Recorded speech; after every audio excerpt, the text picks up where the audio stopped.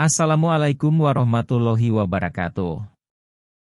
Halo sobat sekalian, kembali lagi di video sirah saya. Kali ini saya hendak menceritakan kisah sejarah Islam tentang Perang Uhud. Pada kesempatan kali ini saya akan menjelaskan beberapa poin tentang Perang Uhud. Pertama, tentang Perang Uhud. Kedua, kisah Perang Uhud juga termasuk persiapan pertempuran. Kemudian mimpi yang dialami Rasul, juga ketika perang usai. Dan terakhir adalah hikmah yang dapat dipetik dari kisah Perang Uhud. Perang Uhud adalah salah satu peristiwa paling signifikan dalam sejarah Islam yang terjadi pada awal periode kenabian. Peristiwa ini memiliki dampak mendalam dan banyak pelajaran yang dapat dipetik oleh umat Islam hingga saat ini. Berikut kisah Perang Uhud yang merupakan peristiwa penting dalam sejarah Islam. Dikutip dari buku Perang Uhud, Sabtu, 15 Syawal 3H Januari 625 M, karya Muhammad Rida.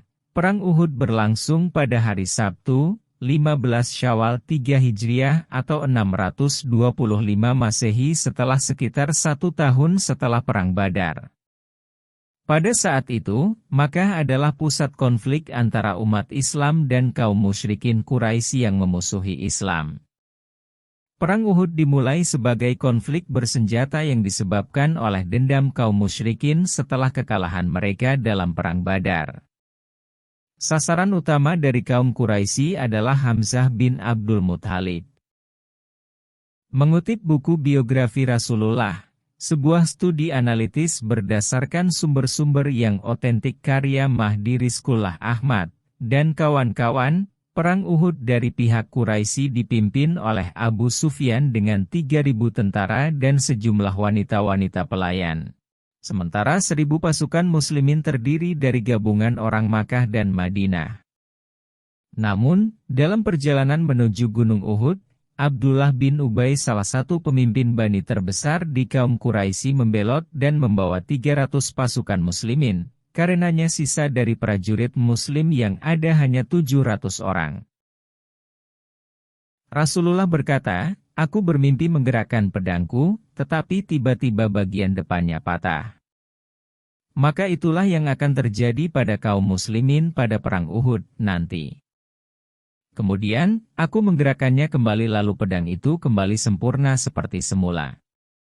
Maka, itulah yang akan dikaruniakan Allah kepada kaum muslimin pada saat penaklukan kota Makkah, kelak dan pada hari berkumpulnya orang-orang yang beriman. Aku juga melihat seekor sapi. Demi Allah, sapi itu dalam keadaan sangat bagus.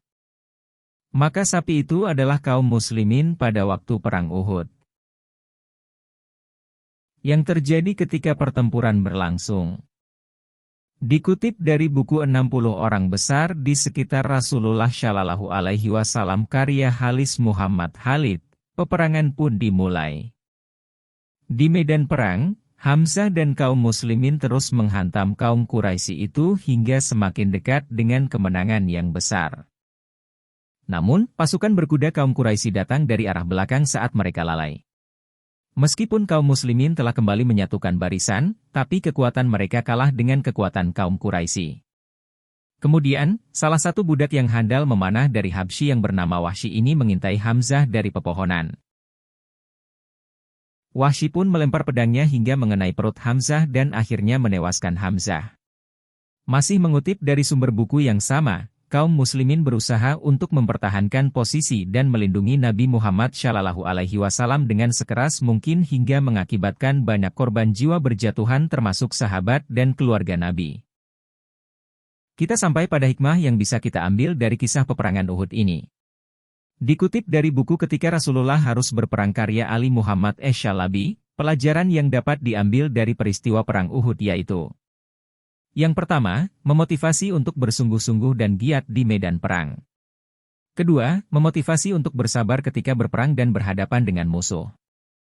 Dan ketiga alias yang terakhir, menjelaskan dampak buruk perpecahan dan konflik. Sekian yang dapat saya sampaikan pada video kali ini. Semoga video ini dapat bermanfaat bagi kita semua. Mohon maaf apabila terdapat kesalahan di dalam video saya kali ini. Terima kasih sudah menonton dan sampai jumpa di video selanjutnya. Wabillahi taufik wal hidayah, wassalamualaikum warahmatullahi wabarakatuh.